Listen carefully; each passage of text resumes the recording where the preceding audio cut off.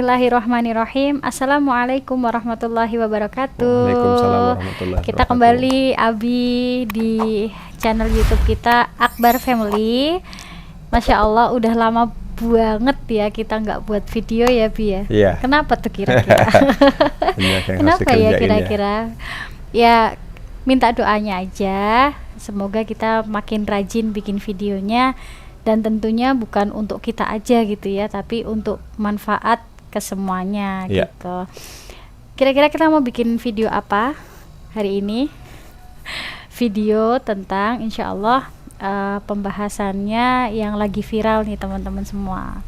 Ya, pembahasan tentang perselingkuhan. Sebetulnya mau kita bahas juga tentang fakta-fakta selingkuh, poligami sampai perceraian. Tapi mungkin dibagi berapa part ya, karena pembahasannya panjang sekali kalau sampai ke perceraian faktanya ya. Kita persempit gitu pembahasan dari setiap konten kita. Mungkin yang pertama ini adalah tentang selingkuh. Iya, selingkuh. Ya, yang pasti pendapat ini bukan dari pribadi ya Bi ya, karena kita semua kan sumbernya dari Islam gitu, dari Al-Quran dan hadis Nabi Muhammad SAW.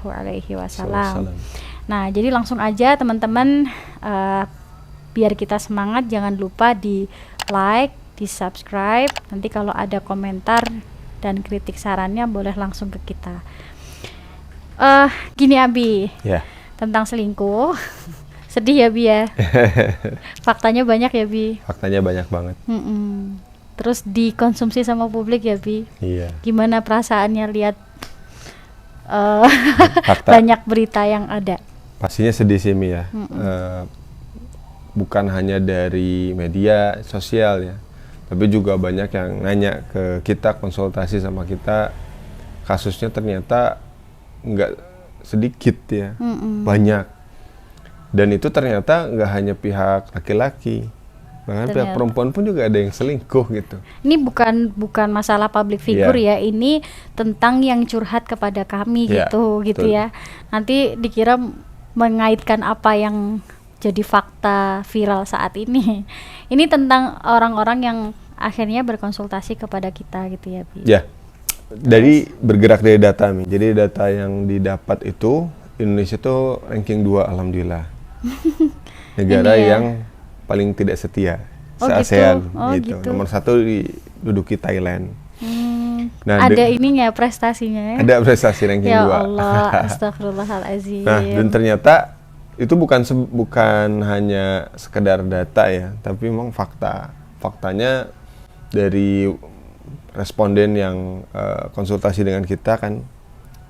Biasanya kalau yang laki-laki curhat dengan saya, ibu-ibu atau perempuan curhat sama Umi, data mengenai perselingkuhan itu banyak banget. Tapi sebetulnya apa sih yang menyebabkan perselingkuhan itu kan harus dianalisis ya. Harus dianalisis ya. Terus kedua, gimana cara mentreatment orang yang sudah kena penyakit selingkuh ini? Apakah bisa sembuh, bisa normal lagi ya? Kan ini harus diperbaiki tentu atau saja. Mungkin bagaimana kalau misalnya perselingkuhan itu terjadi dalam rumah tangga kita, itu kan harus ada apa sih ya namanya, resiliensi ya, ketahanan mental kita untuk menghadapi itu. Nah, mungkin pembahasannya gini dulu Bi, satu-satu ya. Kalau dari Diana, coba Diana tanya ke Abi. Yang pertama, selingkuh tuh ada nggak sih pembahasannya di dalam Islam Bi?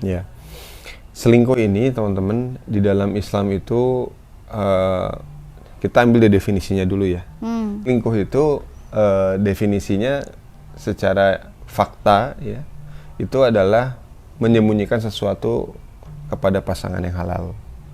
Jadi sebetulnya menyembunyikan itu yang termasuk kategori khianat ya. Akhirnya dalam Al-Quran kategori khianat itu dilabeli orang yang munafik ya. Orang munafik itu ada 3 ciri ya.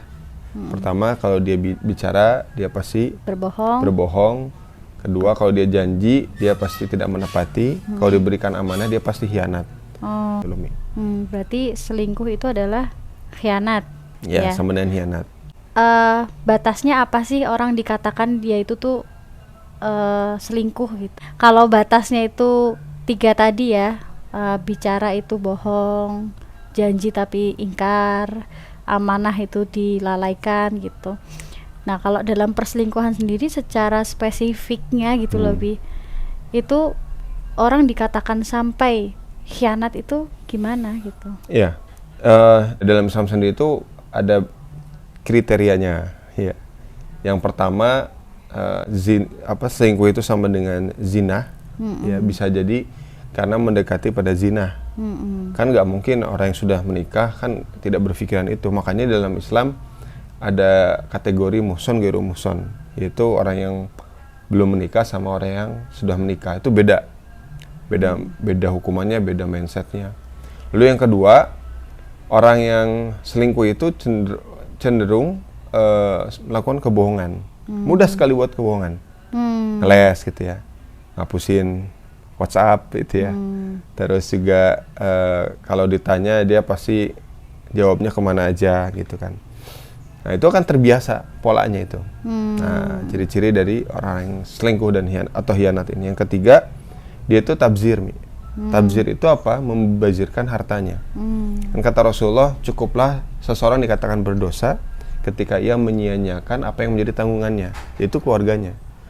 Jadi sebetulnya dibahas, tapi tidak diistilahkan selingkuhnya, tapi itu kategori yang umumnya hianat. Tapi kalau kita sekarang bahas kan selingkuhnya. Nah, jadi selingkuh itu bagian dari hianat tadi.